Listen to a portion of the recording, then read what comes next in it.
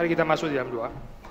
Tuhan berkati untuk perenungan dan seperti lagu yang kami baru nyanyikan, kami memohon kepada Tuhan supaya Engkau yang memenuhi cawan hati kami, pikiran kami dengan kelimpahan firman Tuhan seperti air hidup yang mengalir di dalam kehidupan kami, membasahi sehingga kehidupan kami tidak menjadi kering, kerontang seperti padang gurun. Sekalipun di dalam hidup ini kami memang berjalan di dalam padang gurun, tapi kami boleh mendapati kesegaran demi kesegaran yang kami jumpai, yang kami dapatkan di dalam Tuhan.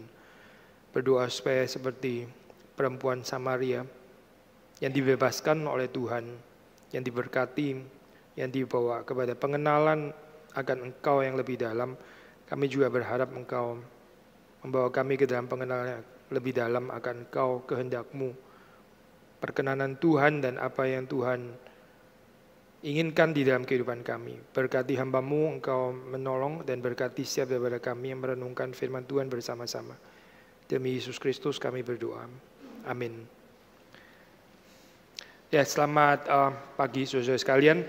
Hari ini saya nggak ke kalender gereja ya. Ini kita setelah menyelesaikan eksposisi beberapa kitab di Kelapa Gading selama kurang lebih 9-10 tahun. Kita terakhir ini setelah menyelesaikan eksposisi pengkhotbah di KU3, kita mengikuti kalender gereja. Tapi hari ini saya pikir saya akan khotbah topikal, yaitu tentang mendidik anak, tentang mendidik anak, maksudnya seputar kehidupan keluarga. Ya, ini di encourage dari satu pergumulan saya, karena kita kan mencoba ya untuk ada family worship sekarang. Maksudnya apa ini? Ibadah itu integral gitu loh saya, dari semua umur ya, bukan hanya orang dewasa saja terus kemudian bikin segregasi sekolah minggu dan remaja di kebaktian yang lain. Yaitu saya memang lebih gampang sih saya, lebih gampang. Tapi sebetulnya agak sulit ya dasar teologisnya gitu. Saya kadang-kadang ini saya nonton film komedi TV seri Young Sheldon. Sudah tahu nggak Young Sheldon? Young Sheldon yang agnostik aja bisa ikut family worship, kok kita nggak bisa, ini keterlaluan ya. Orang yang kritis sih, tapi itu cuma film sih memang ya, TV series. Kita banyak kekurangan loh, kalau kita melihat di dalam ini ya, bandingkan dengan sejarah gereja gitu. Kadang-kadang kita merasa ini bagian juga tanggung jawab daripada hamba Tuhan, ini juga challenge untuk kita tentu saja gitu ya. Khotbah yang kurang bisa diterima untuk anak-anak sekolah minggu atau remaja, sehingga supaya mereka bisa lebih mengerti ya, bikin kelas sendiri dan sebagainya gitu ya. Tapi ini historically dan biblically so ya, nggak terlalu ada dasarnya sebenarnya gitu, nggak terlalu ada dasarnya. Sekolah minggu itu saya kira-kira abad ke-19 ya. Waktu itu orang itu mendidik bukan cuma cerita sekolah minggu, tapi itu semacam sekolah sebenarnya. Maksudnya mengajari mereka itu tulis menulis lah dan sebagainya gitu. Karena mereka nggak ada yang melayani. Nggak ada sekolah publik seperti sekarang ya, so ya, nggak ada gitu. Jadi sekolah minggu pada saat itu termasuk mengajarkan bukan hanya urusan teologi atau cerita-cerita Alkitab, tapi juga sekolah kehidupan. Ya. Coba sekarang kan kita ada sekolah ya di luar sana gitu. Sudah ada sekolah kan sekarang gitu. Saya bukan berarti mau membubarkan sekolah minggu, bukan ya. Tapi ini di-extend terus sampai kepada remaja masih nggak bisa gabung dengan family worship. Beberapa waktu lalu ini Profesor Joel Bicky mengajar tentang Puritan, ya, ada pertanyaan dilontarkan bagaimana tentang family worship. Ya, dia menjawab afirmatif, memang seharusnya seperti itu gitu. Dan kalaupun ada kesulitan tuh sebetulnya paling mungkin western konteks ya, umur 10 saya itu sudah bisa mendengar khotbah orang dewasa gitu. Umur 10 saya, kita mau sampai umur berapa ya? Sampai umur 17 gitu baru dilibatkan di family worship. Karena terus kemudian kita merasa dia nggak bisa ngerti lah khotbahnya terlalu rumit atau apa. Again, challenge mungkin juga untuk kita juga ya, untuk para pengkhotbah. Ini persoalan juga ada pada kita juga mesti menyesuaikan dan sebagainya, betul gitu. Tapi begini saya, kalaupun ada gap ya, sebetulnya itu kan siapa ya yang seharusnya menjelaskan kalau ada gap gitu ya? Orang tua saya harusnya gitu. Tapi orang tua itu seperti kayak nitipin anak di kursus ya waktu di gereja itu. Semacam kayak childcare rohani selama 2-3 jam gitu. Terus kemudian di rumah nggak gubris bagian itu sama sekali. Ya kan sudah saya lesin di gereja gitu. Kan sudah dilesin di gereja. Sudah dong, masa ngomongin itu lagi? Kita ngomongin lain tentang hal yang lain, tentang masa depan kamu, tentang pendidikan, tentang ngelanjutin bisnisnya papa mama dan sebagainya. Ini kacau ya, kayak begini ini kacau loh. Injil itu jadi nggak mau mewarnai, nggak mengubah seluruh aspek kehidupan kita, tapi cuma masuk kepada aspek-aspek yang sempit gitu ya. Ada aspek yang sepertinya nggak tersentuh oleh Injil ya di dalam kehidupan kita. Dan ini ada problem sebetulnya, kita ini ada problem ya, bukan cuma GRI Kelapa Gading, tapi gereja ini ada problem sekarang. Nah, kita membaca dua bagian firman Tuhan, kita mau menjawab ini kan bukan cuma dengan apa ya jawaban-jawaban praktis apalagi pragmatis, tapi mesti melihat Alkitab. Apa sih pendasarnya? Kenapa kita mesti seperti itu? Mazmur 127, kita membaca Mazmur 127 ya. Mazmur 127, kita membaca dua bagian Alkitab ya, satu perjanjian lama, satu perjanjian baru. Mazmur 127, nyanyian Siarah Salomo. Jikalau bukan Tuhan yang membangun rumah, sia-sialah usaha orang yang membangunnya. Jikalau bukan Tuhan yang mengawal kota, sia-sialah pengawal berjaga-jaga. Sia-sialah kamu bangun pagi-pagi dan duduk-duduk sampai jauh malam dan makan roti yang diperoleh dengan susah payah, sebab ia memberikannya kepada dicintainya pada waktu tidur. Sesungguhnya anak-anak lelaki adalah milik pusaka dari Tuhan, dan buah kandungan adalah suatu upah. Seperti anak-anak panah di tangan pahlawan, demikian anak-anak pada masa muda. Berbahagialah orang yang telah membuat penuh tabung panahnya dengan semuanya itu. Ia tidak akan mendapat malu apabila ia berbicara dengan musuh-musuh di pintu gerbang.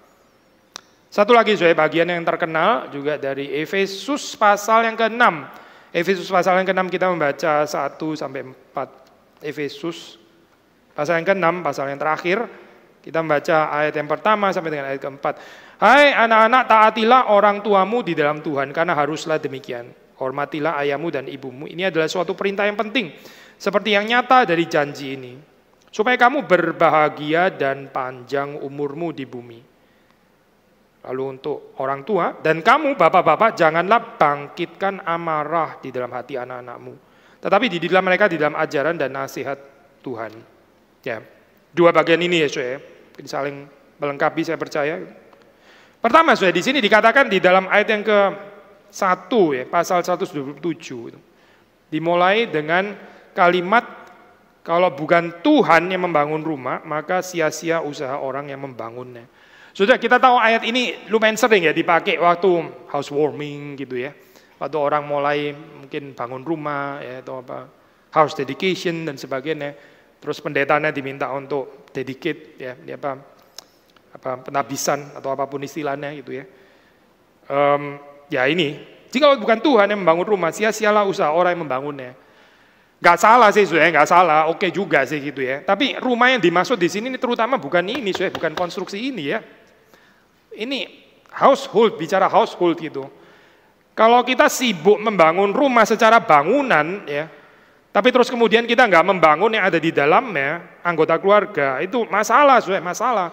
Sama seperti waktu di dalam gereja kita sibuk ngurusin dekorasi ini, itu misalnya ya, dekorasi itu, dekorasi ini dan sebagainya. Penting bukan nggak penting tentu saja gitu ya. Tapi kita nggak memberikan penekanan kepada pembangunan jemaat sebagai batu-batu hidup ya. Ini kalau nggak jalan, bagian ini kalau nggak jalan, ya terus dekorasi untuk apa, Saudara? Kalau di dalam rumah kita punya anak bermasalah, tapi saudara sibuk itu menghias gorden dan sebagainya, ini kan aneh ya, aneh nggak sih? Saudara ganti gorden ya, anak saya bermasalah, ya saya ganti gorden ya gitu misalnya. Karena mesti ganti mebel dan sebagainya. Ini aneh sekali gitu. Jangan-jangan ini merupakan satu pelarian deh di dalam kehidupan kita, karena kita ini gagal membangun yang substansial, terus kemudian kita melarikan diri kepada hal yang sama lebih gampang gitu. Urusan konstruksi ini ya, di dalam rumah saudara dan saya. Yang dimaksud rumah di sini itu sebetulnya adalah ya household, rumah tangga maksudnya. Kalau bukan Tuhan yang membangun, sia-sia usaha orang yang membangunnya. Ini seperti kayak agak tension gitu ya. Kita tahu Pak Jethro seringkali bicara bagian kita nggak harus selalu berpikir itu di dalam dualisme dikotomi ya, kita sering sekali dengar kalimat itu kan ya. Ada banyak hal itu sinergis actually ya, Tuhan bekerja, kita bekerja. Ya betul saya, tapi di dalam Alkitab juga, seperti kita sudah pernah ngomong di SPK sih ya. Di dalam Alkitab itu ada bagian-bagian yang sepertinya itu ini ya saya, memberikan tempat untuk either or gitu. Misalnya seperti ya Tuhan menjadi makin besar, ya berarti saya menjadi makin kecil gitu. Ini bukan sinergis ya, nggak bisa bilang Tuhan makin besar, maka saya juga ikut besar gitu. Enggak, ini bukan itu, bukan. Ini bukan konsep sinergis. Ini adalah konsep yang either or. Either Tuhan besar, lu kecil, atau lu besar dan Tuhan jadi kecil. Sudah begitu saja gitu ya. Nah di dalam bagian ini tampak, nah ini agak sedikit kompleks sih. Di satu sisi tentu saja ini ada gambaran sinergisnya. Di dalam pengertian apa sih? Di dalam pengertian, ya memang kita juga punya tanggung jawab untuk membangun rumah itu, betul gitu. Tetapi ayat ini terus kemudian mengatakan jikalau bukan Tuhan yang membangun rumah, ternyata ada kemungkinan manusia itu membangun rumah tangganya tanpa Tuhan. Sederhana ya sebetulnya itu. Manusia membangun sih, manusia bukan nggak bertanggung jawab, manusia mungkin sangat berambisi untuk membangun keluarganya. Gitu. Tapi ternyata bukan Tuhan yang membangun dan itu sia-sia.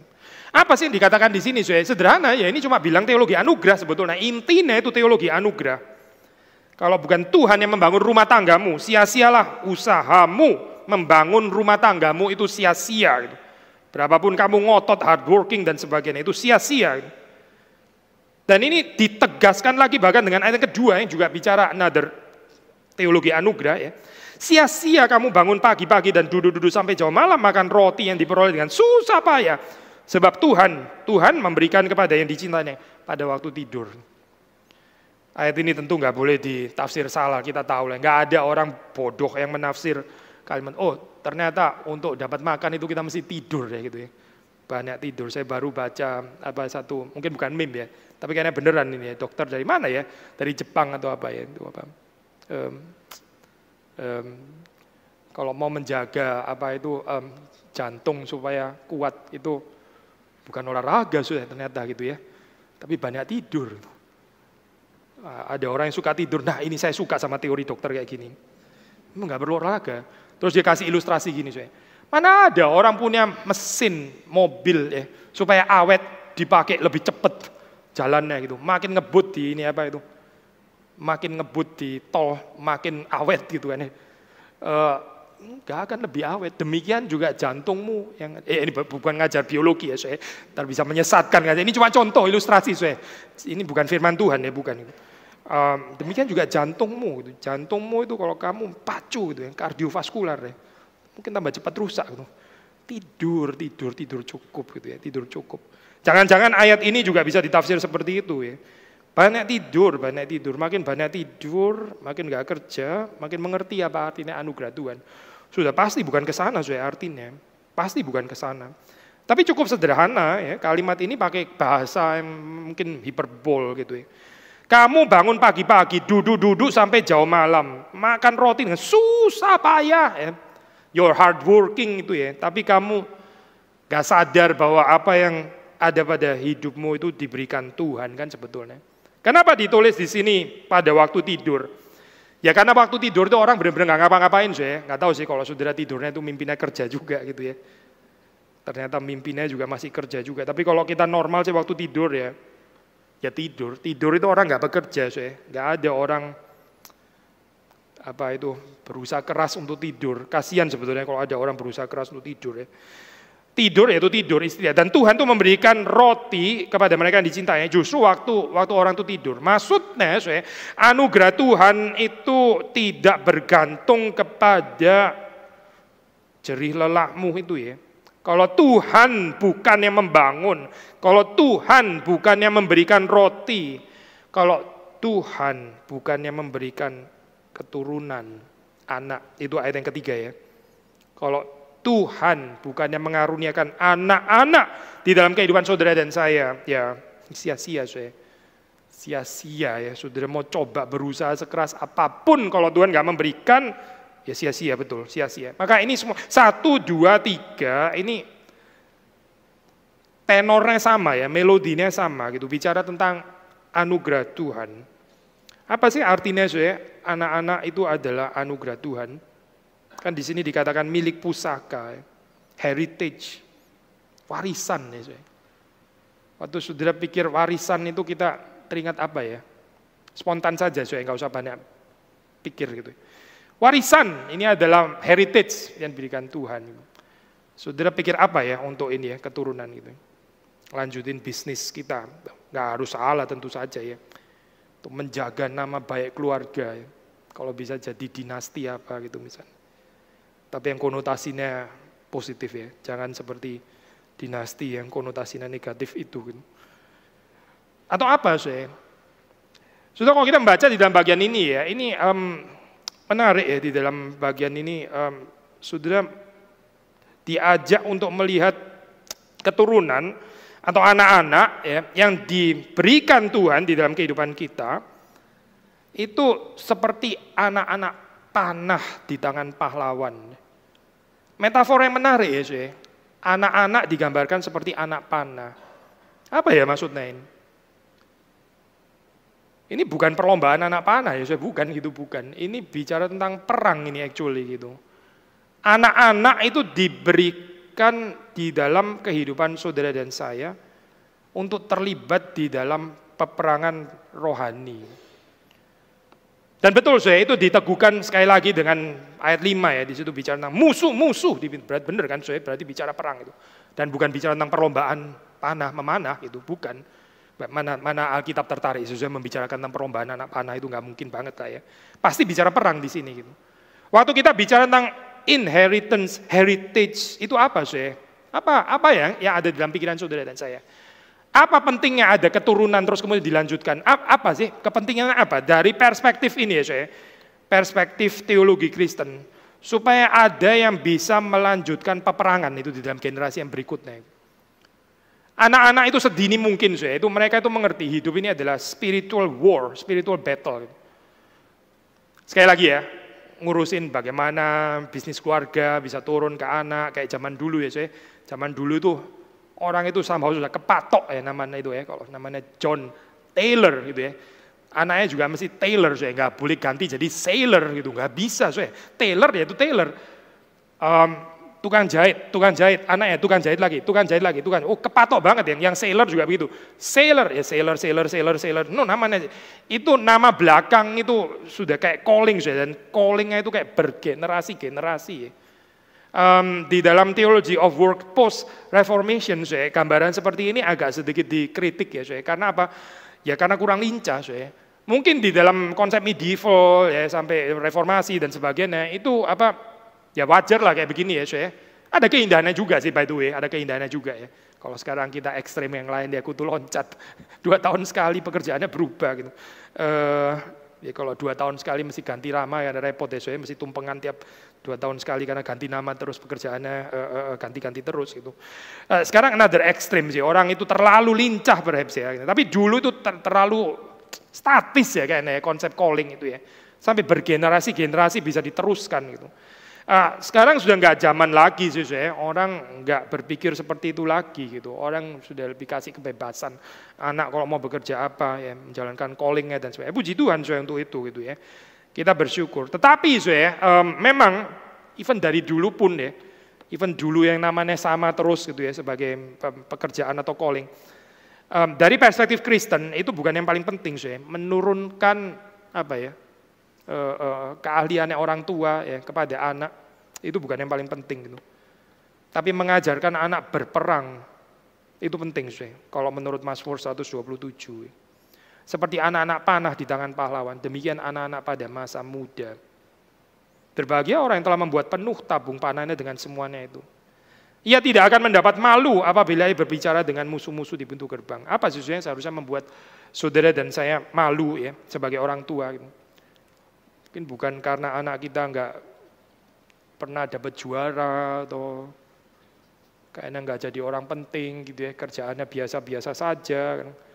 Itu bukan itu kali ya, so nggak menarik sama sekali gitu. Tapi kita masih malu kalau keturunan selanjutnya ya,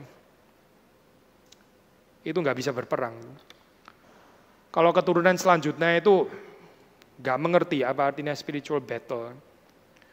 Saya tadi pagi kutip pakai contoh ini ya, saya ada tinggal di Singapura juga gitu ya. Menarik secara fenomena itu saya, secara fenomena ya, orang yang itu tua-tua, maksudnya dulu tahu Singapura itu seperti apa gitu ya. Hidupnya itu somehow kayak lebih konten, lebih bersyukur gitu ya. Tapi anak-anak muda yang lahir-lahir sudah di dalam situasi first world country gitu ya ibaratnya. Waduh, banyak komplain ya soalnya. Komplain gitu. Mereka mesti pindah ke Jakarta kali. Sedikit ngalamin banjirnya Jakarta gitu terus. Supaya mereka sedikit mengetahui apa artinya kehidupan yang diberkati Tuhan. Lebih entitled deh soalnya. Ini menakutkan ya. Anak-anak saya itu tinggal juga di Singapura ya. Mereka sih orang Indonesia, tapi culture Singapura gitu. Ini apa kalau nggak diberesin masalah ya soalnya.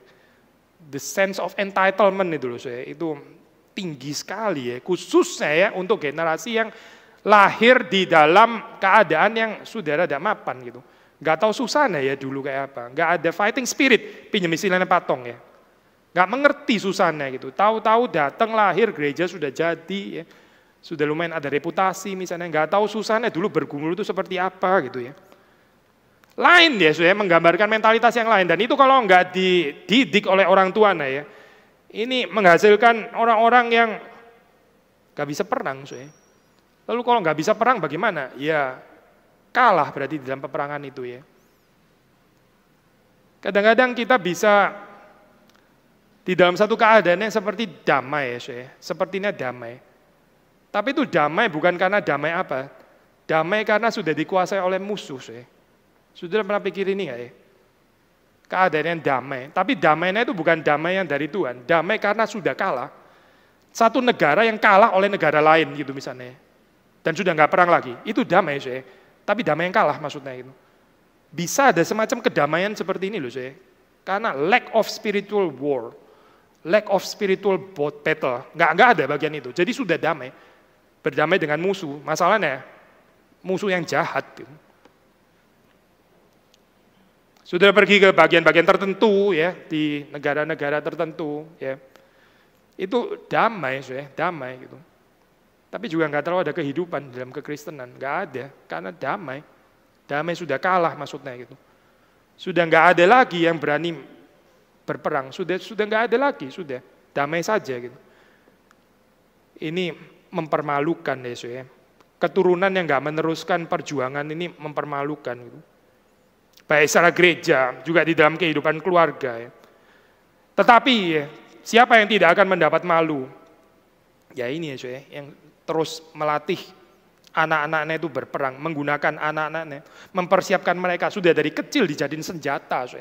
Berarti anak ini tahu ya apa artinya berperang. Apa sih peperangan itu kalau dalam perjanjian lama ya. Sudah melihat penekanan itu seperti ditekankan di dalam buku-buku parenting yang sangat baik ya. Buku-buku parenting yang sangat baik itu nggak membicarakan tentang ini ya, behavior ya. Itu bukan bagian yang paling penting gitu. Buku-buku parenting yang paling baik yang dari perspektif Kristen itu bicara tentang arah hatinya manusia gitu. Waktu bicara arah hati manusia itu urusannya berarti dengan idolatry. Itu urusan dengan berhala, berhala. Orang tua itu ya, orang tua itu tanggung jawabnya apa sih? Pertama tentu tanggung jawabnya minta belas kasihan Tuhan supaya dia bisa beribadah dengan benar kepada Tuhan dan hidupnya tidak dikuasai oleh berhala. Tapi terus kemudian juga bagaimana di dalam sensitivitas yang diberikan oleh Tuhan bisa mengenali berhala di dalam kehidupan anak-anak. Anak-anak itu ada berhala, bukan cuma orang dewasa ya. Saudara jangan pikir anak-anak itu tabula rasa, orang polos terus baru mulai jadi jahat setelah berjumpa dengan society atau apa gitu misalnya. Anak-anak itu dari kecil sudah ada berhala gitu. By default even berhala. Karena apa? Ya karena kita ini mewarisi warisan dosa asal, original sin. Lalu pertempurannya apa? Ya ini pertempuran true worship versus penyembahan berhala. Sekali lagi ya, kita orang tua sendiri juga nggak kebal, jadi kita mesti menjaga hati di dalam hal ini. Jangan kita sendiri dikuasai oleh berhala. Yang paling celaka itu orang tuanya dikuasai berhala, lalu terus kemudian itu turun kepada anaknya ya. Mengajak kepada penyembahan berhala. Orang tua yang terus mementingkan di dalam kehidupan ini yang penting adalah uang. Ya dia mengajak anak-anaknya juga menyembah berhala juga. Karena bagi dia yang paling penting juru selamat itu adalah uang, itu penyembahan berhala namanya. Tapi seseorang yang tahu ya bahwa juru selamat Tuhan itu bukan uang, ini contoh saja by the way ya. Tetapi Tuhan sendiri bahwa penghiburan terbesar itu bukan di dalam uang. Ya dia membawa anak-anaknya di dalam ibadah kepada Tuhan. Anak-anak punya berhalanya sendiri. Mungkin bukan uang, mungkin ada juga yang uang, mungkin yang lain. Kita minta kekuatan, minta pertolongan Tuhan, bijaksana Tuhan untuk melatih mereka di dalam peperangan rohani. Ini kalau kita bicara tentang anak-anak lelaki adalah milik pusaka ya, daripada Tuhan, milik pusaka. Itu arti pertama untuk kita, seharusnya bukan bagaimana yang meneruskan bisnis saya atau apa sekolahnya pinter ya mesti di ini prestigious university atau apa gitu ya. Ya oke lah, saya nggak harus evil, memang betul gitu. Tetapi pertanyaannya, mereka ini bisa melanjutkan nggak ya pertempuran rohani di dalam generasi berikutnya gitu, atau menjadi generasi yang lain. Saya ada WA group ini, WA group teman-teman SMP ya. Menarik sih, mereka bisa ketemu saya. Terus diundang, kita suka ngobrol dan sebagainya. Terus kemudian ya pernah discuss ngomong ya sekarang ini susah ya anak-anak zaman sekarang lain gitu. Kalau kita dulu waktu sekolah itu ditempelengin itu biasa gitu ya. Pang. Waduh, saya masih ingat waktu itu suatu saat lupa, bukan ya salah bawa buku ya. Hari Kamis ketukar hari Rebu atau bagaimana gitu. Akhirnya salah bawa buku saya. Sekali-kalinya salah bawa buku loh saya. Hampir nggak pernah salah bawa buku. Tapi hari itu ketukar, pas giliran gurunya kok ya iseng. Dia cek, ayo keluarin buku pelajarannya itu bawa atau enggak. Mateng kon, gak bawa lah saya hari itu. Akhirnya benar saya, dia tahu. Mana burunya? Enggak ada, saya ketukar. Gak mau tahu. Copot kacamatanya. Waduh, untung gak jadi psikopat ya saya itu. Biasa banget ya. Terus kalau orang zaman dulu misalnya lapor sama orang tuanya. Orang tua saya, ya salah lu sendiri. Loh, kok bisa berpihak pada guru ya? Tapi coba sekarang wah anaknya kesenggol sedikit, sexual harassment, walah, kesenggol doang kesenggol. Lalu orang tuanya datang, ngajak keluarga besar lagi gitu ya. Rumit sekali ya, sudah pernah pikir nggak ya anak-anak yang bertumbuh di dalam situasi seperti ini bakal jadi orang-orang apa ya gitu. Saya bukan berarti ya model yang zaman dulu itu tadi ya, tempeleng-menempeleng itu sudah lewat lah zaman itu gitu.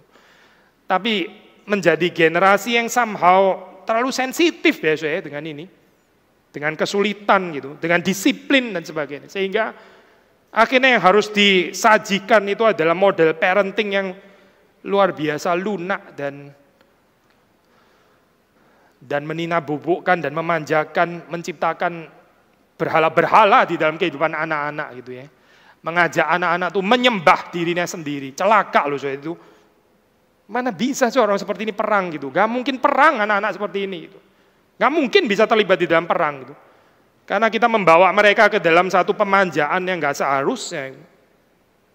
So hati-hati ya ini bagaimana ya kita memaknai inheritance milik pusaka daripada Tuhan. Apa yang sebetulnya kita wariskan? Warisan itu apa sih? Kalau Pendeta Stephen Tong bicara tentang warisan iman ya. Warisan iman, warisan kepercayaan, warisan kasih, warisan pengharapan, ya, warisan pengenalan akan Tuhan, dan kalau boleh tambahkan ini ya, perspektif Mazmur 127, warisan keterlibatan di dalam peperangan rohani. From early on, keterlibatan di dalam peperangan rohani. Hidup ini bukan tentang bagaimana mendapat fasilitas yang lebih baik, itu bukan teologi Kristen, bukan. Hidup ini bukan tentang bagaimana hidup bisa mendapatkan fasilitas hidup. Itu tuh nggak usah Yesus Kristus lah, saudara. Nggak usah, nggak perlu. Repot bener pakai Yesus Kristus. Tapi yang distinctively mengikut Yesus Kristus itu apa? Ini salah satunya. Hidup ini adalah peperangan rohani. Mengalahkan musuh-musuh rohani. Berperang melawan setan, melawan dosa. Melawan ketidakadilan, ya tadi kita berdoa. Melawan kemunafikan, melawan abuse of power, dan seterusnya, dan seterusnya.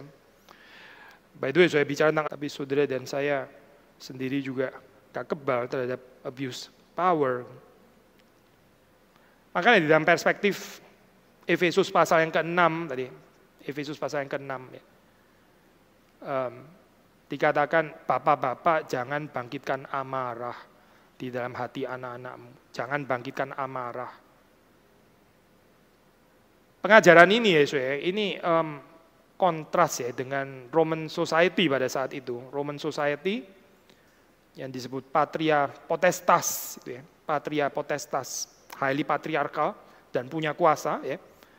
The head of the family, yaitu kepala keluarga itu boleh dibilang memiliki almost unlimited power ya. Itu kuasanya itu hampir nggak terbatas terhadap anak-anak mereka. Gitu. Jadi apapun yang dilakukan dia toh kepala keluarga gitu kan ya. Tetapi terus kemudian Paulus ya menulis di dalam surat Efesus ya, orang-orang yang mengenal Kristus, orang yang mengenal Tuhan tidaklah demikian. Gitu. Waktu dia mengatakan jangan membangkitkan amarah di dalam hati anak-anakmu, itu berarti di dalam Roman Society itu seperti itu. Gitu. Kontras ya, ini tandingan gitu.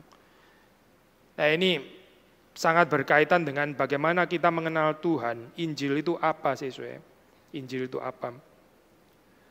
Beberapa waktu lalu saya ada orang post satu khotbah ya dari pendeta tertentu gitu yang mungkin sangat menekankan ini ya kehidupan yang radikal mengikut Tuhan dan sebagainya. Itu penting tentu saja ya. Tapi somehow agak missing pemberitaan tentang anugerah, pengampunan, sehingga dekat sekali dengan ajaran Pelagius ya, dekat sekali dengan ajaran ya yang nggak ada tempat untuk pembicaraan tentang anugerah, belas kasihan, pengampunan.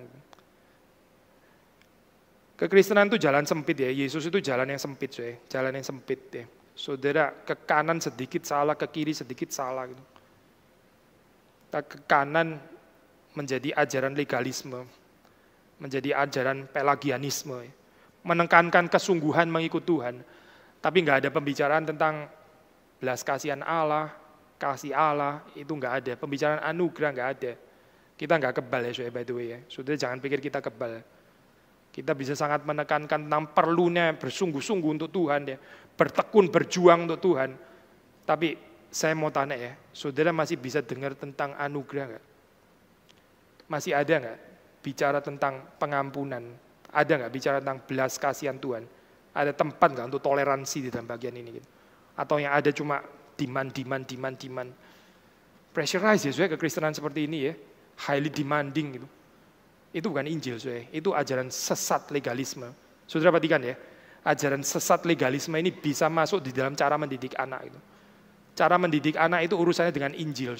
Bagaimana Injil itu hadir di dalam cara mendidik anak. Tapi ajaran sesat legalisme juga bisa hadir di dalam cara mendidik anak. Jadi orang tua yang selalu menuntut, mau anaknya dapat A-, itu average ya. Kurang ya. Gak bisa apa dapat A++ gitu. Memang ada pajak kali ya ini hasil ujian gitu plus. Terus nggak ada kepuasan, nggak ada thankfulness. Terus tuntut ceritanya katanya mau mengencourage, katanya mau mendorong supaya lebih maju ya. Tapi sebenarnya mencekik sebenarnya ya. Tuhan nggak begitu loh, saudara baca deh. Tuhan nggak begitu loh. Demand yang nggak ada habisnya seperti ini ya. Itu cuma mengisi egonya orang tua sebetulnya gitu. Itu bukan Injil, itu ajaran legalisme, ajaran sesat, pelagianisme sebetulnya gitu. Yang masuk kepada pendidikan anak. Atau model yang lain, model bukan tiger mother kali ya, tapi turtle mother atau apa nggak tahu lah, yang model yang lunak gitu ya, rabbit mother kali ya, atau apa ya nggak tahu lah.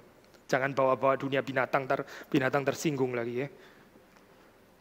Yang nggak ada disiplin, nggak ada teguran, yang memanjakan anak, yang memberhalakan perasaannya anak, yang takut sekali melukai anak dan sebagainya. Ini bidat antinomianisme ya, ini.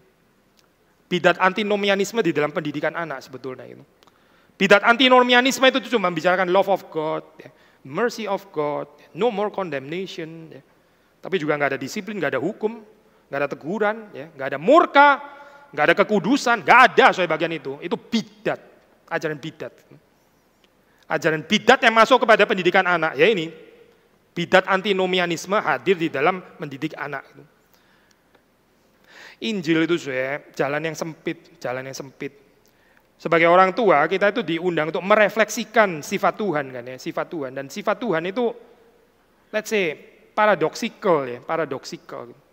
Kita nggak bisa one-sidedly memancarkan apa ya, kekerasan saja gitu, maksudnya aspek-aspek yang kekudusan, kesucian, tapi nggak pernah ada belas kasihan dan sebagainya. Itu nggak mengenal Tuhan sebetulnya, itu nggak mengenal Tuhan. Karena kekudusan Tuhan itu bukan tanpa His mercy and compassion. Tuhan itu adalah Tuhan yang panjang sabar, dia itu gak gampang murka, slow to anger. Dia kudus, of course dia kudus. Dia bisa murka nggak? Dia bisa murka, tentu dia bisa murka. Dia ada waktunya murka, tapi dia slow to anger. Memancarkan sifat Tuhan, nggak bisa kita cuma pancarkan sifat Tuhan yang cocok sama temperamen kita gitu misalnya ya. Saya ini orangnya keras, maka saya memancarkannya ya itu tadi, yang kekerasan Tuhan itu tadi. Tuhan yang menuntut dan sebagainya. Sebentar, di Alkitab kayaknya lebih limpah daripada itu gambaran tentang Tuhan itu. Atau mungkin sebaliknya, saya ini orang yang forgiving, saya ini orang yang rada flekmatik atau whatever gitu lah ya. Saya ini orang yang empatinya tinggi gitu, jadi yang direfleksikan itu cinta kasih, belas kasihan, toleransi dan sebagainya. Tapi nggak pernah ada teguran, disiplin, bahkan murka, ya nggak ada, nggak ada. Nggak berani murka terhadap anak. Sudah saya tanya ya, ini Tuhan yang mana ya? Nggak pernah murka itu Tuhan yang mana? Itu Injil yang mana, Injil yang mana? Gitu. Di dalam mendidik anak, di dalam menghidupi ini ya, kehidupan keluarga ya, hati-hati ya, menghadirkan Injil palsu. Injil itu bukan cuma ya whatever yang terjadi dalam kehidupan saya mau amburadul seperti apa, pokoknya terakhir masuk surga gitu misalnya ya. Itu ajaran bahaya sekali ya, ajaran bahaya sekali. Ajaran yang nggak merubah apa-apa itu di dalam kehidupan manusia, yang kehidupan pekerjaan nggak tersentuh, kehidupan keluarga nggak tersentuh ya, nggak tersentuh banyak hal nggak tersentuh gitu. Cuma hari Minggu saja kita merayakan jargon-jargon Kristen. Hari Minggu saja. Dipenuhi dengan jargon-jargon Kristen gitu, hari Minggu. Iya, reminder, a gentle reminder. Iya ya, di dalam kekristenan ada istilah ini, ada istilah murka Tuhan, ada istilah belas kasihan Tuhan, ada istilah predestinasi, ada istilah macam-macam lah Tapi bukan untuk sesuatu yang hadir di dalam keseharian kita ya. Saudara, Injil itu sesuatu yang membebaskan, ya. Ada kuasa yang membebaskan di situ, termasuk membebaskan kita waktu kita berurusan dengan keluarga, dengan istri, dengan suami, dengan anak. Ya. Injil itu membebaskan. Injil kan bicara anugerah ya. Kalau Injil bicara anugerah, kita mesti menghidupi ini juga di dalam kehidupan kita ya. Anak yang diberikan Tuhan dalam kehidupan kita itu anugerah, itu milik Tuhan, bukan milik saudara dan saya, bukan. Jangan memperlakukan anak seperti milik saudara di dalam arti saudara tidak membiarkan Tuhan untuk memiliki. Saudara, di dalam Efesus ini ada, bukan perdebatan lah ya, tapi ada discussion di dalam penafsiran. Kadang-kadang kalau baca komentari ya, hal sederhana bisa jadi kompleks ya, tapi bukan sengaja dibikin kompleks, tapi memang dalam ya. Maksudnya waktu sudah membaca di dalam Efesus pasal yang ke-6 di situ kan dikatakan, tetapi didiklah mereka di dalam ajaran dan nasihat Tuhan gitu kan ya. Ini Tuhan ini kan itu secara kasus itu namanya kasus genitif namanya, kasus genitif. Genitif itu dibedakan lagi secara grammar itu ada genitif objektif, ada genitif subjektif ya, ada genitif kualitatif gitu ya. Ini genitif apa ya gitu. Saya tertarik dengan satu tafsiran saja ya. Genitif subjektif. Apa sih genitif subjektif? Saya sederhana aja ya, kalau kita ngomong cinta Allah gitu ya, kasih Allah, amor Dei, love of God ya, cinta Allah, kasih Allah, amor Dei, love of God. Itu kan of God, itu berarti kan genitif kan saya. Sudah tahu genitif kan maksudnya ya, itu yang memiliki gitu ya. Tapi genitifnya ini of God, nah ini pengertiannya itu bisa subjektif, bisa objektif. Kalau subjektif, love of God itu maksudnya adalah the love of God who loves gitu maksudnya. Itu namanya genitif subjektif. Love of God itu kasihnya Allah, yaitu Allah yang mengasihi itu. Makanya disebut Allah yang mengasihi, kasihnya itu adalah kasih Allah. Nah, apa saya? Tapi love of God itu artinya juga bisa genitif objektif. Genitif objektif itu apa sih? Love of God itu maksudnya love to God maksudnya. Kasih Allah itu maksudnya dalam pengertian kasih kepada Allah. Maksudnya in the sense of loving God, mengasihi Allah ya. Love of God, kasih kepada Allah. Nah itu berarti Allahnya itu di dalam kasus genitif objektif, bukan genitif subjektif. Nah sekarang di dalam ajaran dan nasihat Tuhan, sudah pasti nggak mungkin diterjemahkan genitif objektif lah. Siapa yang mau menasehati dan mengajar Tuhan itu siapa coba? Ya nggak mungkin gitu. Ya genitif subjektif ya. Tapi apa artinya kalau kita bilang ini adalah ajaran dan nasihat Tuhan ya? Berarti Tuhan yang mengajar dan Tuhan yang menasehati. Saudara dan saya mengajar dan menasehati anak itu karena Tuhan yang mengajar dan menasehati melalui kita. Kita ini cuma instrumen saja. Konsep sederhana sih, ini konsep 101 lah actually ya. Betul nggak sih? Ini konsep katekisasi kan sebenarnya. Tetapi ya, kita melihat berapa seringnya kita gagal loh di dalam hal ini. Waktu kita nggak merefleksikan sifat Tuhan ya, waktu kita merefleksikannya itu cuma sifat-sifat tertentu itu ya. Either Tuhan yang melulu forgiving ya nggak bisa marah itu ya. Which ini bukan nasihat dan ajaran Tuhan dong berarti, ini nasihat dan ajaranmu sendiri berarti gitu. Atau sisi yang lain gitu yang bola-balik isinya cuma murka ya. Murka. Itu ya berarti bukan ajaran dan nasihat Tuhan. Merefleksikan siapa ini gitu. Karena Tuhan yang asli bukan itu kan. Ini kan lebih mirip Tuhan yang antinomianisme dan Tuhan yang legalisme sebenarnya gitu. Padahal di sini bilang ajaran dan nasihat Tuhan kok. Kalau ajaran dan nasihat Tuhan, ya saudara mesti peka dong, Tuhan itu maunya apa hari itu gitu. Kalau Tuhan hari itu toleransi, ya kita toleransi. Kalau Tuhan hari itu menuntut, menegur dengan keras bahkan ya, rebuke dan kita mesti rebuke. Tuhan itu lincah dan kita diminta tuh lincah untuk merefleksikan ya. Tuhan kita itu bukan batu, sudah tahu batu ya. Batu itu nggak berubah Batu itu mau ada orang nangis ya, yang ada kehilangan anggota keluarga. Batu ya tetap kayak begitu Saudara mau nangis hati ini hancur, oh batu saya lagi sedih ya, batu tetap aja kayak begitu. Tapi saudara mau pesta, batu juga kayak begitu juga Saya hari ini ada kelahiran anak ya, dapat cucu atau dapat anak gitu ya. Ya batu ini tetap gitu tetap kayak begitu. Saudara mau senang mau susah ya dia batu Saya mau ngomong apa sih Ada orang itu merefleksikan batu bukan merefleksikan Tuhan. Gak peduli situasinya apa, dia always loving and forgiving and lunak gitu ya. Always. Batu kali ya yang sudah direfleksikan itu. Tapi sisi yang lain, ya ada orang yang selalu marah-marah, marah terus ya. Isinya cuma marah-marah terus. Ya ini sama, batu Dia nggak peduli keadaannya seperti apa, pokoknya dia selalu marah. Yang direfleksikan selalu kemarahan. Katanya inilah penting kekudusan Tuhan gitu. Kita mesti mengerti Tuhan kita adalah Tuhan yang kudus. Tuhan yang kudus yang mana Tuhan yang kudus itu selalu merciful kalau di dalam Alkitab. Merciful and kudus. Kudus and merciful and loving and forgiving. Dan mulia dan suci dan seterusnya itu. Sederhana ya di dalam ajaran dan nasihat Tuhan, dalam kurung, bukan ajaran dan nasihatmu, bukan. Karena apa? Ya karena anak ini milik Tuhan, bukan milikmu, milik Tuhan. Maka yang mesti dididik di dalam ajaran dan nasihat Tuhanmu. Merefleksikan sifat Tuhan pada waktunya. Memang ya kita pinjam pengkhotbah di sini. Ada waktu ya mengekspresikan kekerasan tentu saja gitu. Saya bukan bilang violence di sini ya. Kekerasan itu apa ya terjemahannya? Maksudnya sifat yang lebih menekankan apa ini ya, disiplin dan sebagainya. Jangan salah ngerti ya, saya nggak bicara violence di sini. Tapi ada saat juga yang mengekspresikan kelemah lembutan, toleransi, pengampunan dan sebagainya.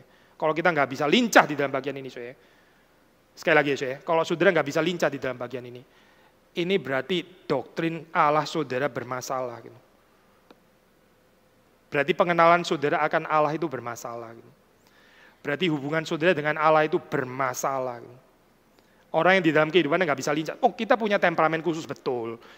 Benar sih orang flekmatik nggak akan mendadak jadi kolir, itu betul Tapi setiap temperamen kan bisa dipenuhi oleh Roh Kudus kan ya. Nah, waktu dipenuhi oleh Roh Kudus itu dia memancarkan komplit bukan cuma temperamen cocok sama flekmatiknya dia, tidak. Tapi semuanya. Temperamen apapun gitu. Karena Roh Kudus memenuhi, itu membawa kita untuk menyerupai Kristus. Dan Kristus membawa kita kepada Bapa. Allah itu ada atribut. atributnya itu sempurna terrefleksikan di dalam kehidupan Kristus. Saudara melihat di dalam kehidupan Kristus, ya, dia bisa menegur dengan sangat keras. Ya. Dia bisa menjungkir balikan meja-meja perdagangan itu ya. Tapi dia juga mengampuni orang yang berdosa seperti saudara dan saya. Kita merefleksikan apa saudara di dalam kehidupan kita? Apa yang kita refleksikan? Balik lagi ya kepada Efesus pasal 6 ya. Waktu Paulus mengatakan jangan membangkitkan amarah di dalam hati anak-anakmu. Jangan membangkitkan amarah. Kita sedih ya saudara waktu baca cerita-cerita ada orang yang dulu waktu kecil dibesarkan di dalam keluarga Kristen mungkin dididik sangat ketat ya. Demikian ketatnya sampai akhirnya dia terus waktu dewasa dia memutuskan untuk meninggalkan kekristenan. Karena apa saudara? Ya karena dia merasa nggak mendapatkan kebahagiaan di dalam kehidupannya. Saudara jangan cepat-cepat, ya salah dia. Dia mesti baca Westminster itu. The end of man is to glorify, to enjoy God, and not to be happy. Berarti dia nggak mengerti itu Westminster dan sebagainya. Nanti dulu lah, saudara. Nanti dulu gitu. Jangan bawa-bawa Westminster. Mungkin ada yang salah, saudara, di dalam pendidikan orang tuanya. Gitu. Mungkin orang tuanya hanya mengekspresikan keketatan itu tadi. Gitu. Nggak ada toleransi, nggak ada pengampunan. Nggak ada tempat untuk orang-orang yang gagal. Nggak ada, saudara. Yang ada dituntut terus. Gitu. Bukan tiger mother lagi, atau tiger father, ini sudah T-Rex mother atau T-Rex father kali ya. Sudah nggak kenal ampun ini. Lalu orang-orang ini ya, sedih ya, waktu mereka itu murtad let's say gitu ya, ini meninggalkan imannya, ya iman tanda kutip lah nggak jelas juga anyway. Lalu dia mengatakan kalimat yang buat kita sedih sekali ya. Finally, I find the true freedom. Waduh, sedih ya saudara. Now, saya mengerti apa artinya itu kebebasan yang sejati. Berarti saya selama ini ya orang tuanya itu menggambarkan kekristenan itu sebagai penjara, saya. Makanya begitu dia keluar dia mendapatkan kebebasan. Orang tuanya itu menggambarkan kekristenan itu sebagai siksaan, penjara, kungkungan, ya. Bagaimana ya saya seperti ini ya? Padahal mengikut Yesus kan yang paling bebas sebetulnya gitu. Padahal Injil itu kan bicara tentang deliverance. Injil kan bicara tentang pembebasan sebetulnya gitu. Bukan dimasukin penjara, bukan. Tapi bicara tentang pembebasan. Tapi bagian ini saya, kalau orang tua itu gagal menyaksikan, maka ya dengar cerita-cerita kayak begini ini. Finally I find the true freedom. Saya baru mengerti apa artinya kebebasan yang sejati. Dulu itu saya diikat, dibelenggu gitu. Alkitab bilangnya dibelenggu oleh dosa. Ini dibalik ceritanya, jadi dibelenggu oleh kekristenan gitu. Lalu terlepas daripada rantai kekristenan. Siapa yang salah coba kayak gini nih? Yang penggambaran salah siapa ini? Kalau kita gagal ya itu menyaksikan kehidupan yang menyembah Tuhan itu lebih bahagia, lebih bebas daripada diikat oleh berhala. Ya, waktu kesaksian ini gagal kepada anak-anak kita. Kalau ini gagal ya keturunan kita akan melihat kekristenan is not attractive ya. Nggak atraktif at all gitu maksudnya. Mana itu? Kasihan papa mama saya, kayak hidupnya terbelenggu ya. Kayaknya lebih bebas ya kalau ada berhala banyak itu disembah-sembah, kayaknya lebih bebas sih kayaknya. Kasihan orang-orang Kristen hidupnya miserable. Dibelenggu sama aturan ini, aturan itu dan sebagainya. Kegagalan menceritakan, menghidupi, menyaksikan narasi kebebasan. Injil yang membebaskan. Bahwa lebih bebas untuk bisa mengampuni daripada menaruh dendam. Lebih bebas untuk memiliki hati yang luas daripada hati yang sempit. Kalau ini semua gagal di dalam kehidupan kita. Ya, jangan heran ya suatu saat mereka merasa ada kebebasan ya.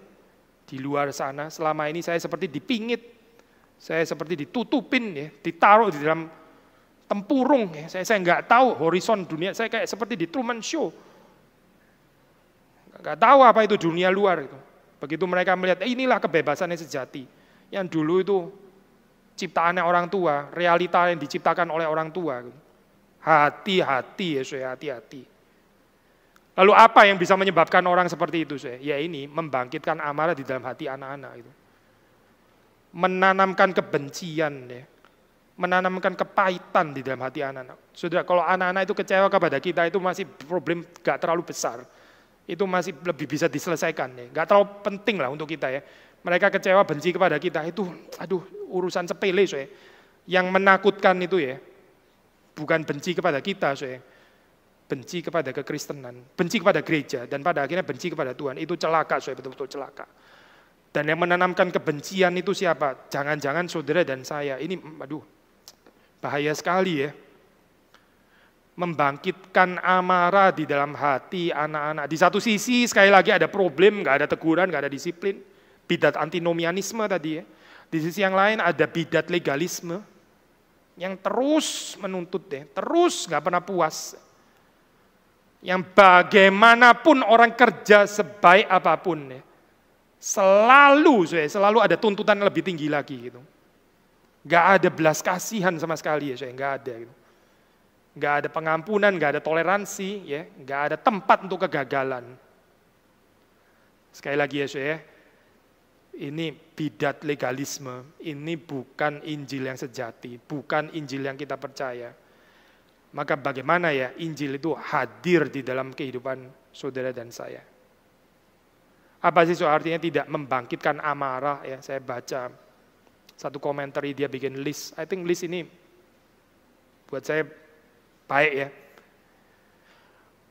Dengan cara apa orang bisa membangkitkan amarah, menanamkan kepahitan di dalam hati anak-anak sampai akhirnya anak-anak nggak bisa menerima ajaran dan nasihat Tuhan? Karena apa? Ya karena sudah mentok, sudah terlalu banyak kepahitan. Gak bisa lagi menerima. Anyway, itu bukan Tuhan yang asli kok. Yang selama ini digambarkan. Ya. Bagaimana kita bicara tentang Tuhan? Dengan cara apa, Disiplin yang terlalu keras, ya. Eksesif. Ya. Disiplin yang terlalu keras. Disiplin eksesif. Disiplin perlu ya, tapi Tuhan tuh menakar loh. Waktu mendisiplin kita, Tuhan tuh menakar. Tuhan tuh tahu, dia tuh memukul kita sampai seberapa itu, dia tahu. Gitu. Dia tahu pencobaan apa yang bisa pas untuk kita tuh dia tahu. Tapi kita seringkali nggak tahu ya, kita ini, saya pernah menyaksikan satu orang tua ya marah-marah ya kepada anaknya. Unreasonable urusan sepele sekali gitu, tapi marah sekali ya. Saya pikir ini loh sebenarnya kenapa ya dia marah kayak begini? Persoalannya di mana ya sebenarnya gitu? Karena urusan sepele sudah, tapi marahnya itu nggak proporsional gitu. Nah, saya baru sadar setelah itu ya, kayaknya karena saya berada di ruangan yang sama gitu. Saudara get my point nggak? Itu orang tua malu kayaknya, nggak berhasil menunjukkan otoritasnya kepada anaknya di depan tamu. Jadi ini bukan urusan mendidik anak di dalam Tuhan, urusan gengsinya orang tua gitu. Setelah marah, anaknya tetap nggak mau dengar, dia marah lebih kenceng lagi. Saya kok nggak peka ya waktu itu ya memang. Harusnya saya keluar ruangan, harusnya pindah ruangan. Mungkin setelah saya pindah ruangan, sama dia dipeluk gitu ya, siapa tahu. Tapi hari itu kurang peka. Jadi saya tetap di situ nungguin juga. Tuh dia marah makin lama makin kenceng. Saya makin bingung Kenapa ya ini kayak begini gitu. Ada orang marah itu bukan karena mau mendidik cuma menyatakan egonya saja gitu. Menyatakan bahwa dia adalah orang tua yang harus disegani. Cuma dia punya ego sebetulnya gitu. Mau tampil sebagai orang tua yang berwibawa, yang ditaati, yang dihormati. Ini orang tua gila hormat namanya. Ya ini saya menanamkan kepahitan ya kayak begini ini. Menanamkan kepahitan ya di dalam diri anak. Tuntutan yang keras, yang nggak reasonable ya, yang muluk-muluk ya, yang akhirnya nggak realistis untuk bisa dihidupi gitu. Discouraging, tapi orang tua seperti ini akan ngomong, loh saya justru sedang encourage supaya dia nggak berhenti bertumbuh, supaya dia ada ambisi gitu ya. Ambisimu kali, bukan ambisinya Tuhan gitu. Ambisimu sendiri kayaknya gitu, karena Tuhan nggak begitu. Tuntutan-tuntutan yang nggak jelas ini ya, yang unreasonable. Otoritas yang di-abuse. Otoritas yang dipermainkan deh. Alkitab mengatakan hormatilah ayahmu dan ibumu itu. Sayangnya ngomong orang tua ya. Itu ayat itu untuk anak-anak bukan untuk orang tua. Saudara, kalau saudara baca buku pernikahan kan kita ada buku yang untuk laki-laki, untuk buku untuk perempuan gitu, benar kan ya? Atau at least kalau bukan buku ada section bab-bab untuk wanita, bab untuk laki-laki gitu kan ya. Yang lucu itu kalau bagian wanita dibaca wanita. Loh, bukannya lu wanita sudah mengerti ya kebutuhan wanita, kok baca lagi sih gitu? Wanita suka membaca tentang kebutuhannya, setelah membaca terus khotbah sama suami. Ini loh, lu harusnya kayak begini gitu. Itu harusnya kan laki-laki yang baca, kok perempuan yang baca sih gitu. Tapi sebaliknya juga gini, sama saja. Laki-laki membaca bagian yang kebutuhannya laki-laki. Lu untuk apa ya saya? Lu nggak kenal diri lu sendiri, atau lu agak keperempuanan sampai nggak tahu apa itu laki-laki gitu. Baca bagian perempuan dong harusnya supaya tahu gitu. Supaya tahu yang bukan kamu kan ya, tapi baca bagiannya sendiri. Ini seperti kayak orang tulis artikel di jurnalnya terbit, dia baca artikelnya sendiri.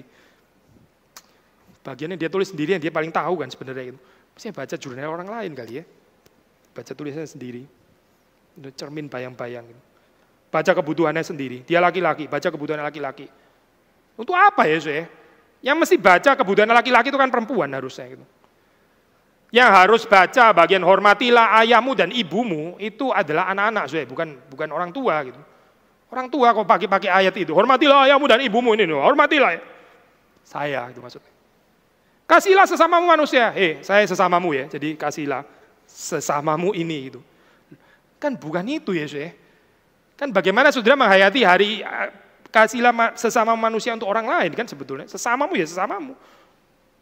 Tapi ada banyak keanehan seperti ini loh saya di dalam kekristenan gitu. Orang tua timur suka sekali pakai ayat itu ya, hormatilah ayahmu dan ibumu gitu. Kenapa kita enggak baca bagian ini ya? Ini bagian untuk orang tua, jangan bangkitkan amarah di dalam hati anakmu. Hai bapak-bapak. Ini bagiannya untuk saudara dan saya yang punya anak-anak. Jangan gila hormat terus pakai ayat firman Tuhan.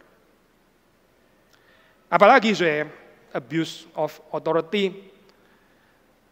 Ini randomness ya, nggak ketebak banget, tiba-tiba aja ya. Nggak tahu kesamber apa gitu misalnya ya. Tiba-tiba terus langsung marah. For no reason, ini nggak ketebak banget ya gitu. Arbitrary gitu. Sudah kita mengikut Tuhan memang betul sih, kadang-kadang ada aspek unpredictability, benar gitu ya. Tapi sudah jangan playing God lah ya. Saya juga orang yang nggak ketebak punya gitu. Tiba-tiba aja saya kalau mau tempeleng bisa tempeleng gitu misalnya. Tiba-tiba aja kesulut gitu misalnya. Ya inilah saya orang yang menanamkan kebencian di dalam hati anak-anaknya. Ya. Gak bisa ditebak, bukan di dalam pengertian unpredictable-nya Tuhan, bukan gitu. Tapi di dalam pengertian ini kayaknya sakit ini orang ini gitu. Random banget gitu. Tiba-tiba aja dia. Apa ya alasannya? Gak ada, tiba-tiba aja. Aliran ekspresionisme gitu. Gak ada sense of justice. Oh anak-anak itu peka sekali ya dengan urusan justice itu luar biasa peka. Gak usah sekolah hukum baru ngerti sense of justice, gak perlu. Anak-anak itu sangat punya kepekaan terhadap justice, righteousness. Kalau kita orang tua gagal ya, terus kemudian kita pakai, saya orang tua, saya bisa melakukan apa yang saya mau gitu. Ya saudara gagal lah jadi orang tua. Saudara dan saya gagal jadi orang tua. Lalu masih minta anak menghormati. Tapi kita nggak ada sense of justice. Yang benar lah saudara. Anak itu actually merespons kan apa yang saudara dan saya lakukan. Kita terhadap Tuhan kan kita juga merespons. Bapak itu menyerahkan anaknya. Lalu kita merespons dengan ketaatan gitu. Tapi ada suami yang minta supaya istrinya taat gitu. Tapi dia sendiri nggak berkorban untuk istrinya. Saudara, Tuhan sendiri ya, Tuhan itu pencipta loh, pencipta. Ini bukan ngomongin ordo lagi. Ini bicara qualitative difference ya. Kalau suami istri itu kan cuma ordo ya. Tuhan itu pencipta, manusia itu ciptaan. Saudara perhatikan ya. Tuhan itu kalau mau menuntut manusia ya untuk taat kepadanya, it's just correct toh. Orang ini ciptaannya kok sebenarnya, bukan cuma secara ordo, ini benar-benar qualitative difference. Tapi saudara perhatikan ya, di dalam dunia, bahkan di dalam pengajaran Alkitab ya. Itu tuh nggak jalan, coy. Yang taat kepada Tuhan itu siapa? Yang percaya kepada Yesus Kristus mati baginya, itu yang taat kepada Tuhan. Saudara nangkep nggak sih poin ini?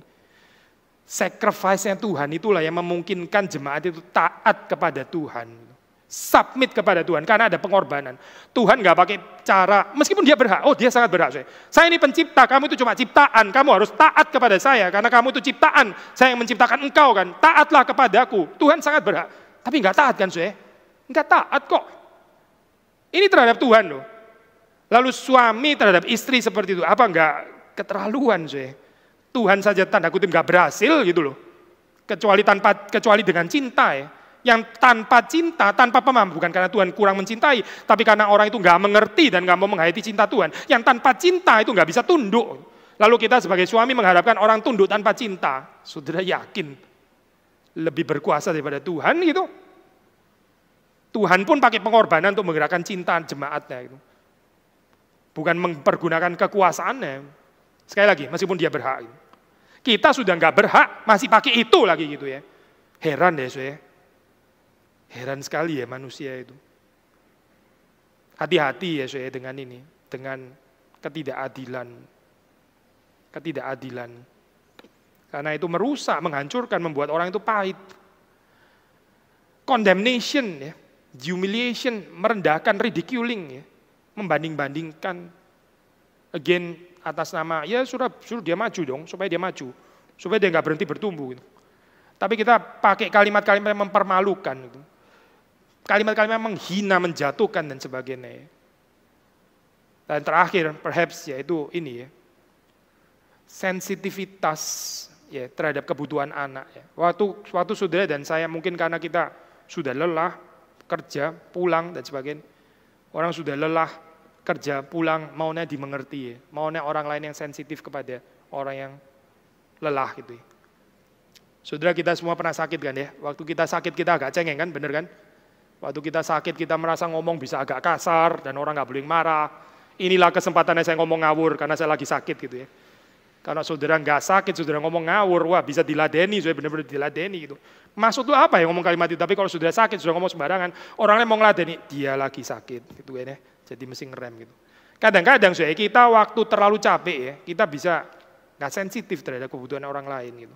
Nggak sensitif terhadap kebutuhan anak. Kita minta anak mengerti kita. Kita minta orang di sekitar kita mengerti kita. Ya ini immature namanya, saudara. Orang yang nggak dewasa gitu. Orang yang nggak dewasa jangan nikah lah, saudara. Jangan nikah, jangan punya anak. Kalau kita dewasa, bertumbuh di dalam kedewasaan, ya kita belajar untuk sensitif terhadap kebutuhannya anak. Di dalam, kalau boleh sedikit saja saya melanjutkan, ini bahan memang ini ya agak panjang hari ini. Hubungan suami istri kadang-kadang di dalam ini ya, saya pengalaman konseling dan sebagainya ya. Hubungan suami istri.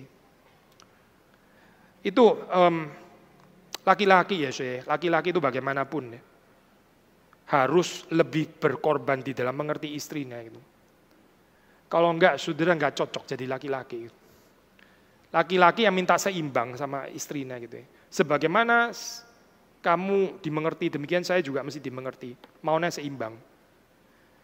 Saudara, Kristus dan jemaat itu enggak pernah seimbang ya. Kristus enggak pakai model relasi, saya akan berkorban bagi kamu, tapi kamu juga mesti taat kan. Korbannya saya sempurna, taatnya kamu juga mesti sempurna. Enggak ada soal itu. Mana itu Injil yang mana? Jemaat banyak shortage-nya. Tapi ada laki-laki yang enggak mengerti ya soal prinsip ini. Dia maunya dimengerti oleh istrinya. Dia maunya dimengerti oleh anak-anaknya. Ya jangan jadi suami lah, saudara. Jangan jadi suami.